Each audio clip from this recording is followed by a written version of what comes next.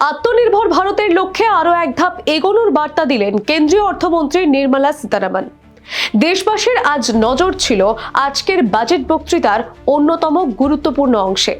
কোন কোন পণ্যের দাম কমছে এবং কোন কোন পণ্যের ক্ষেত্রে খরচ বাড়ছে, ঠিক সেই দিকেই। শুল্ক এবং শুল্ক ছাড়ে একাধিক বদলের মাধ্যমে বিভিন্ন নিত্য প্রয়োজনীয় সামগ্রীর দাম কমানোর চেষ্টা করছে সরকার। কোন কোন পণ্যগুলির ক্ষেত্রে দাম সস্তা হয়েছে দেখুন সেই তালিকা।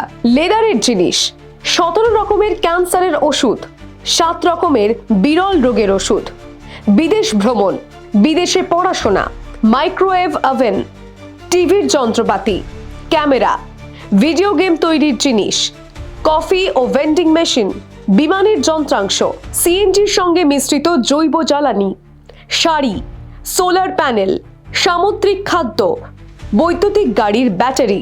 এছাড়া এদেশে তৈরি স্মার্টফোন এবং ট্যাবলেটের দামও কমতে পারে। উৎপাদন ও আমদানির ক্ষেত্রে শুল্ক কাঠামোয় বদলের ফলে মেড ইন ইন্ডিয়া ইলেকট্রনিক পণ্যে লাভবান হবেন ক্রেতারা। অন্যদিকে বিলাসবহুল পণ্যের ক্ষেত্রে করের বোঝা চাপাচ্ছে সরকার। বাজেট ঘোষণায় স্পষ্ট, লাক্সারি ঘড়ি ও আমদানিকৃত মদের উপর বাড়তি শুল্ক বসছে। এর ফলে কোন কোন পণ্যের দাম বাড়বে দেখুন সেই তালিকা। কয়লা, স্ক্র্যাপ বা ছাঁটের জিনিস, মদ, সিগারেট, তামাকজাত পণ্য। সুতরাং বাজেট 2026-27-এ কেন্দ্রের কৌশল স্পষ্ট। নিত্য প্রয়োজনীয় সামগ্রী, স্বাস্থ্য এবং দেশীয় উৎপাদনে স্বস্তি, তবে বিলাসিতায় বাড়তি খরচ। এখন সাধারণ মানুষের পকেটে কতটা টান পড়বে তার উত্তর দেবে আগামী দিনের বাজার। Bureau report, the wall news.